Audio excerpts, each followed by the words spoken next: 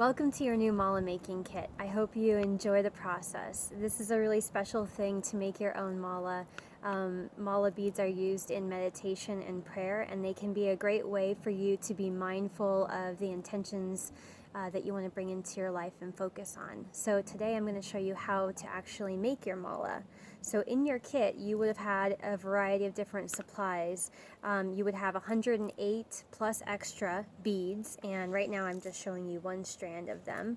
I like to go ahead and cut my strand of beads and place them into a bowl. And actually this sound of beads falling is really frequent in my household because I'm always losing beads all over the floor, and then my cat finds them, plays with them. So you'll go ahead and put your beads in your bowl, and if you're planning on doing a pattern, you might want to get a tray or something so that you can lay out your pattern as you're working. But for this purpose, we're just going to show one gemstone.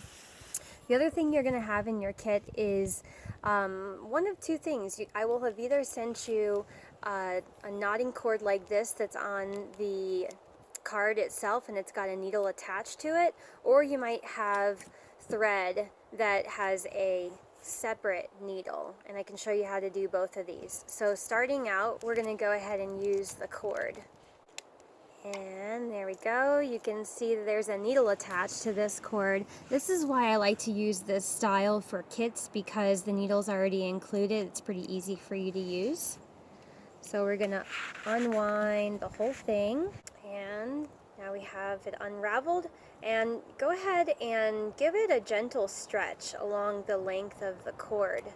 So nylon is really nice and durable, and it will add to the longevity of your mala, but it does need to be stretched out before you start hand knotting it. So now we've went ahead and stretched along the cord, and I'm going to go ahead and make a knot about 5 inches from the end.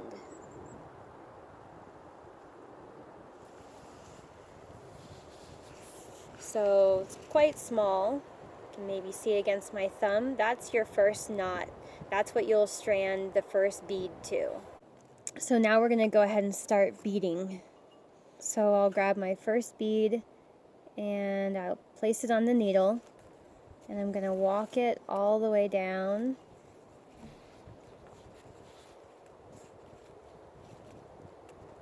till it gets to the knot, so you can see it resting against the knot there.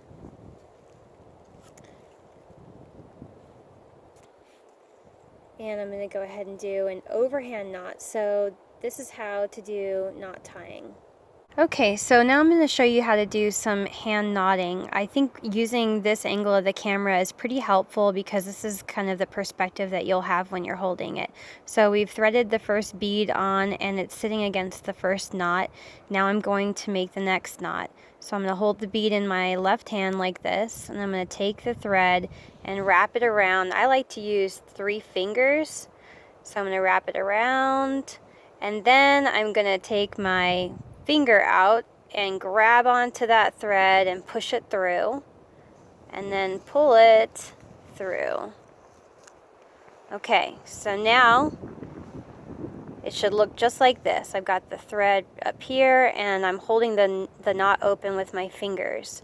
So a couple of options. If you have tweezers or small pliers handy, it is super helpful when you're hand knotting. And the way to use them is you take your tweezers, kind of run them right under this thread, hold on to the thread that's above the bead, and now I'm going to let go with my left hand. I'm going to grab on to that thread and start pulling it. So what that's done, it is secured the knot nice and tight next to the bead. You can set your tweezers down and use your fingernail to kind of tighten it up. So there you go. There's hand knotting. You'll go ahead and continue this for each bead for 108 beads. If you make a mistake, don't worry. You can easily untie it, and this is your special mala, so a little bit of variation is just perfect.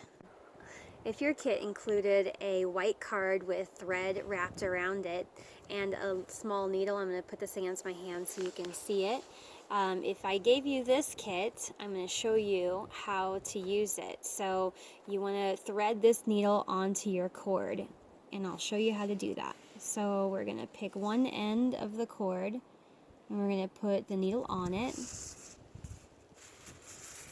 And we're going to find the other end of the cord. So I threaded the needle on the first leg, then I grabbed the other end of the cord, and now I'm going to start with the very first knot. So you want to hold the two cords together in one hand and just kind of eyeball about 5 inches or so from the end, 5 or 6 inches. And this is going to be your very first overhand knot. So you're going to take the knot or the threads around your fingers like so, and make sure you leave that 5 to 6 inches, plenty of room, because you're going to need that space to work with when you put the guru bead and the tassel on. So now we've finished it up and we have a nice knot right here. The next step is threading your first bead. So we'll go ahead and place the bead on the needle and walk it all the way down to that knot that we made. So we'll press it securely against the knot. Now we're going to go ahead and do an overhand knot for the other side of the bead here.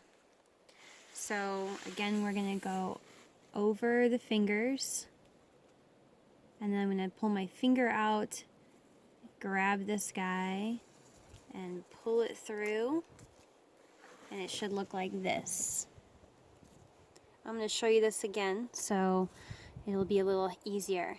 Now if you have some tweezers handy or small pliers, this is really going to help you keep the knot tight to your bead. So you're going to bring the tweezers in and below this thread right here, and you're going to hold on to the threads close to the bead, and then let go of your left hand and then pull the thread nice and tight. And now you can go ahead and use your fingernail to walk it down and take the two cords and pull apart. Just kind of play with it till you get your knot nice and even.